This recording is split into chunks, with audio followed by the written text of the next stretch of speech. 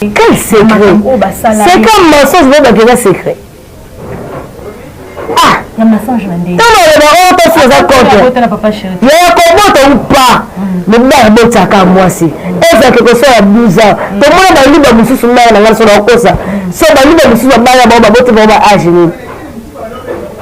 Il y a ça qui moi, ok. Mais moi, je suis ma tchareka. Mais moi, je suis sur le câble, il y a un panda. Donc, avec sur la bienté, est-ce que moi, je suis dans le salé, on a toute bêtise, même en cas de conseil, comme il y a une sanité, bon, donc, on a mis sur la parole, on a mis sur la parole. Donc, les autres questions que tu as danser, tu as communiqué, que tu as mal éduqué, tu as mis dans la base de l'école. Et là, c'est le monde a mené vie dans la balabala.